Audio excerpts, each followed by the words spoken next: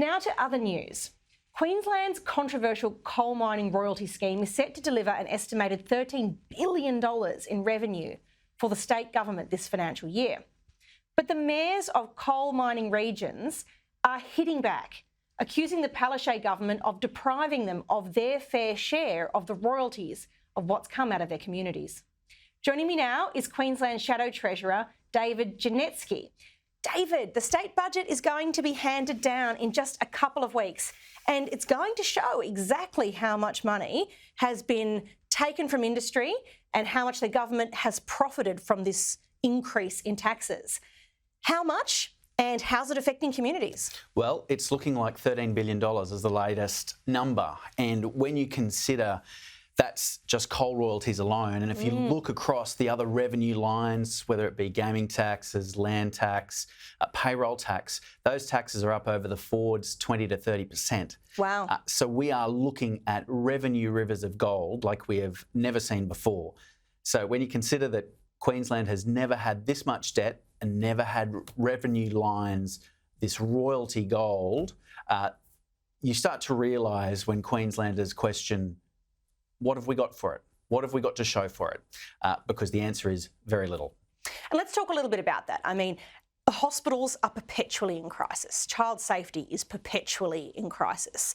Youth crime is out of control and things do not seem to be on the up. And as you've said, the debt is extraordinary, the second highest in the country, and certainly a very, very high level. Significant. So $129 billion over the Fords. It's a real problem with interest costs as well. What are Queenslanders getting for this? Well, not much, and that's the problem. So when you look across the government where the money is being spent, we know that there's a lot being spent on wasteful spending. We've had $200 million at the Wellcamp facility. There's $10 billion in other wasteful spending projects that we've identified across a range of projects. What we need in this budget is obviously some of those short-term cost of living relief. And we're going to hear the breadcrumbs dropped by Cameron Dick and the Labor government over the next couple of weeks. But that's essentially returning taxpayer money back to taxpayers in the form of short-term relief. It's important and will help. But what we need to see actually is a longer-term plan to address cost of living issues that safeguard living standards for the long term. So we've got a crime crisis here in Queensland. We need to end the crime crisis so we can drive down insurance costs and stop that financial pain to people that have lost cars, lost ways to get to work, repairs in their homes. We need to release residential lots so we can put downward pressure on housing pricing. We need to actually invest and build social housing. We've got a housing investment fund that hasn't actually delivered a home 2 years after it was announced. And of course, the big news today are power prices. So we've got the coal-fired power station now has been announced today that it will not be back online until the middle of 2024. So wow. It's extraordinary because it's already been down for 2 years.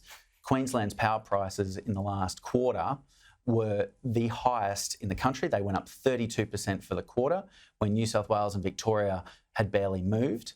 And now we find out we've got at least another 18 months before Callide is back online, which adds further pressure into this cost of living crisis that we're living through.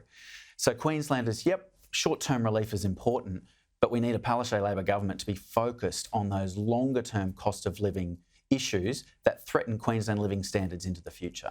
Everything seems to be about crisis management and short-term fixes, whether it's, a quick splash of cash that ends up being $140,000 a day for Wellcamp because, we're in the moment and we don't have a plan, or whether it's to, promise a hospital upgrade at the Redlands at the last election that still hasn't even had a sod turned. Yep. Everything seems to be about the announcement rather than the substance. But you've had mayors from these regional areas from which all of the productivity is coming, and they say they're not getting their fair share. What are they telling you? Look, I don't think you can reach any other conclusion than that. And there's probably two parts to that.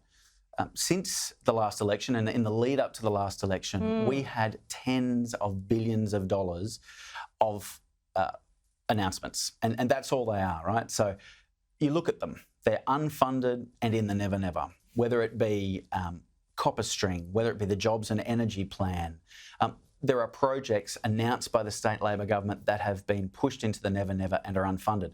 And it's not just state Labor. We shouldn't forget what Albanese and Chalmers have done in Queensland as well by cutting a swathe through nation-building infrastructure in regional Queensland, whether it be Hells Gate, Urana, Hughenden irrigation scheme.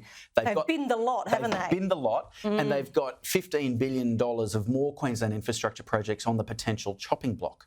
They've denied Bruce Highway funding until beyond the next election. So no matter how you look at it, regional Queensland is losing out on their fair share, and particularly when you realise that they are building the wealth of our state. That really is where all of the wealth and prosperity for Queensland comes from our regions, and particularly from the mining and agriculture sectors.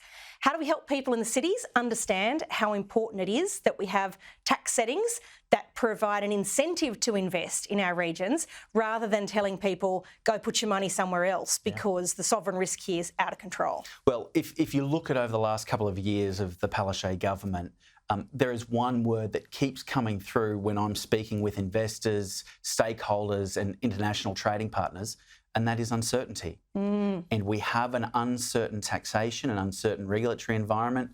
Who could forget the Japanese ambassador to our country, Shingo Yamagami, coming out and calling out the coal royalty increases and the way that was delivered. You can't build confidence in an economy if you don't have certainty in taxation and regulation. And what we've seen from this government time and again is that they don't show that respect to the private sector. Private sector capital expenditure in Queensland has flatlined under the Palaszczuk Labor government. Now, that's not good enough. That's not the kind of Queensland I want to see, because we should be a state of great opportunity, and we know the opportunity out there in mining and agriculture and manufacturing and a services economy. There is so much that we should be doing, and that's why we need stability in regulatory settings and a vision for the future. If only the debt would also flatline or go down. Indeed. David Jentzki, thank you so much for your time and your expertise tonight. Brilliant. Thanks, man.